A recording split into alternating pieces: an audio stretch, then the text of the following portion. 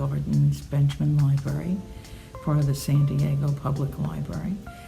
And I can't tell you how happy I am to be presenting for the San Diego Public Library's annual How To Festival. And I'm going to be presenting how to have a fun and successful children's book discussion. And I hope you will get a lot out of this and enjoy it very much. And I look forward to hearing about your successful and fun children's book discussions. So let's get started. What do we need? What do we need to do to have a fun and successful children's book discussion? Well, let's define it. A book discussion, a group of members that read the same book and then gather together to share their thoughts.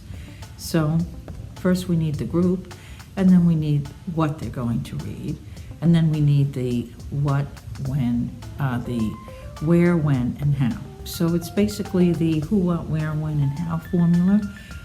Simple, but yet it does require a lot of planning, but not to be discouraged because it's very doable and very enjoyable. The first aspect we really want to look at is who is our book discussion for?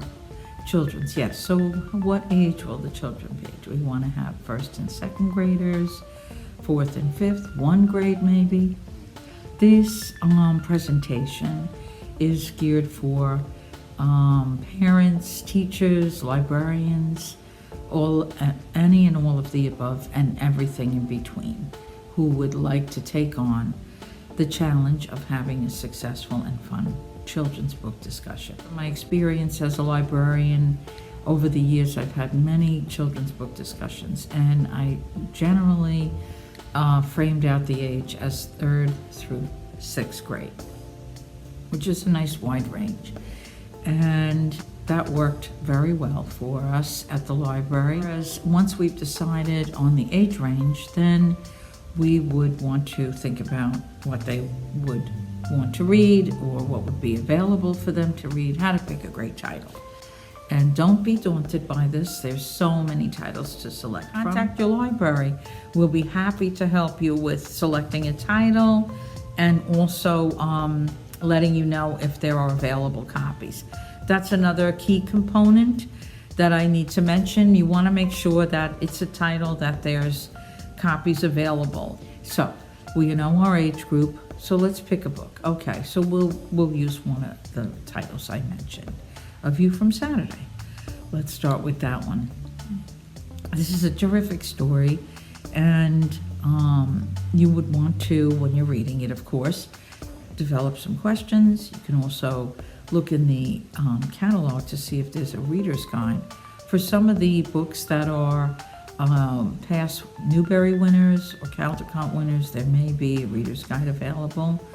Or if it's a well-known classic children's book, there may be reader's guides available as well. So that's another fun part of the book discussion, is who it's going to be for, what title you're going to read, where will the questions come from. You'll come up with your own questions, and then these other resources can be really helpful for questions. They'll take you to our databases where novelists can be found.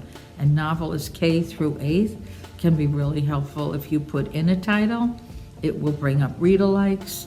Sometimes, depending on the book itself, they will have the reviews for that title. And now, what we need to think about is where and when.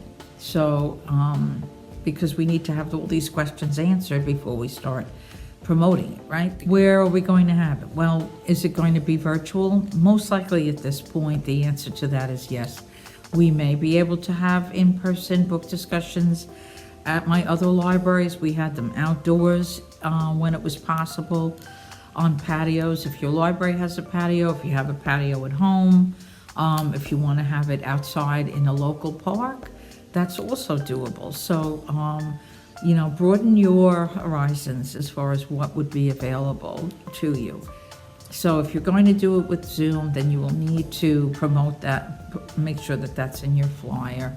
Let's say at this point now, it's going to be May 22nd when the How To Festival is presented, and you will hear this hopefully helpful video about how to set this up. So we're right at the end of May, and you're going to be going into June and July and August. Maybe June is kind of a busy month for wrapping up at school for many students and teachers and parents. So how about if we think about having our first one in July? So we want to stay away from the holiday, maybe the week after on a Wednesday, right smack in the middle of the week, and we'll have it in the afternoon, say 2 o'clock. It would be wise to follow that same pattern for August. So this way you have your summertime children's book discussion.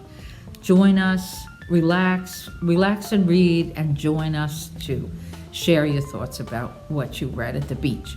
And now the how. So when you're going to gather, whether it be virtual, most likely, you would want to be ready for the book discussion. So now you need your questions, which I touched on briefly already. Reading wraps that I mentioned. One of my most favorite book discussions was about the title "Love That Dog" by Sharon Creech. And this is a very poignant, sweet story, and about a boy, 4th grade, who has a sad event happen in the summertime, and then he's starting school and they're working on poetry. And he says right in the beginning that he hates poetry, but through the encouragement of his teacher and his own connecting with writing about what happened that made him sad this past summer, poetry starts to take on a life of its own in his heart and mind. And it's really wonderful to see this unfold. And the first question that is listed in the reading wraps for discussion is, what kind of person is Jack? And that's the 4th grade boy's name. So that's a great open-ended question that doesn't confine, or you have to know one right answer. So it's open-ended, and it allows all of the participants, if they so desire, to contribute something, insight that they have developed about Jack while they were reading the story. So it's questions like that I try to either come up with myself or locate in other resources, because I think that it invites the students to really participate in sharing what they thought about the book. And sometimes they may not have an answer for that question. So during the course of the book discussion, you would want to make sure that everybody has had a chance to answer a question. And one thing that we should mention at the very beginning of the book discussion is laying some ground rules. When you want to answer a question, raise your hand. Also, how are we going to set it up? If we are meeting in person, I have found that a round table, a circle, works really well.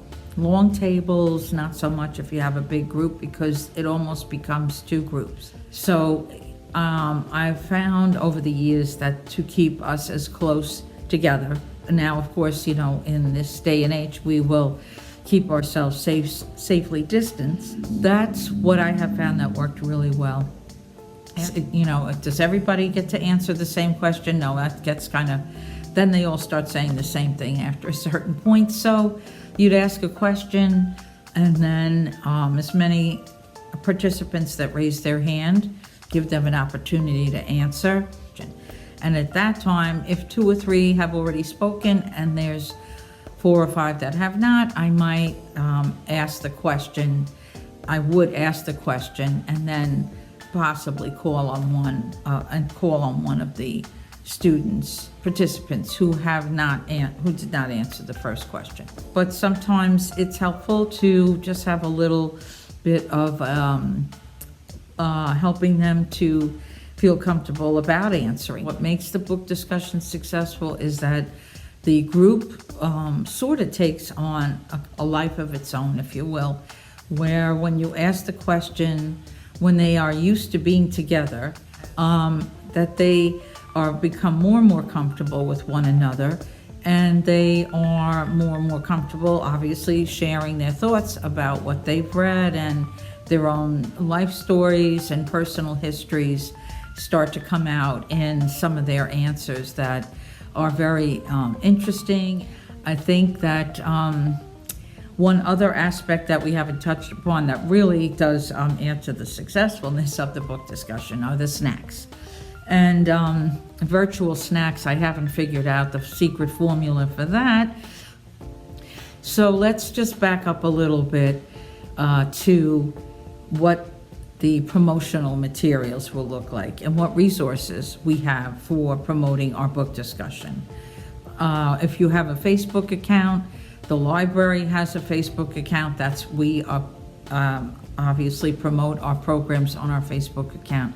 If you're a parent and you'd like to do this with a group of other parents that you're in contact with your students, with your sons and daughters, then if one of you has a Facebook page, you could promote it that way. You can also contact one another by email if you have a parent group email set up that you feel comfortable inviting people to be considering whether they would like to join the book discussion club. So we would put it out as this summertime fun, relax, read your book at the beach, and then come on Wednesday, join us for a virtual book discussion or an in-person one if you are so able to do so safely. And then we would say the time, 2:00, let's say, on that Wednesday. We look forward to seeing you. Bring your favorite snack and read the book and come to enjoy sharing your thoughts and questions. And basically, you could put it up on your Facebook. You could, if whatever organizations you belong to, social clubs, your church groups, music groups, acting groups, any organizations that you belong to. And don't hesitate to call the library. This is a great resource.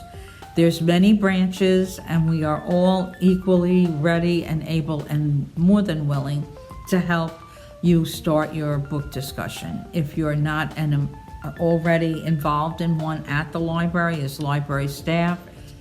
So I hope that you have some information about starting a fun and successful children's book discussion. We answered who by determining the age group. We answered what by selecting a title and looking at our different resources to help us select that. The library, readers, the novelist on the library webpage, word of mouth. What have you read that you loved that would be a great children's book to share with others that you'd love them to read? So I hope that this has been helpful. I have found that with the children in the book discussion over time, that their answers are, of course, as you would expect, very humorous and insightful, and sometimes absolutely poignant, very moving responses to some of the questions that will surprise you and move you. And I would encourage you to look forward to having a children's book discussion and encourage you to take on the challenge. And if you have any questions for me, I am at the Allied Gardens Benjamin Branch Library. If you would like to contact me, email me, feel free to do so, and I will be happy to help you. Thank you so much for your time, and best of luck. Enjoy your summer and your children's book discussion.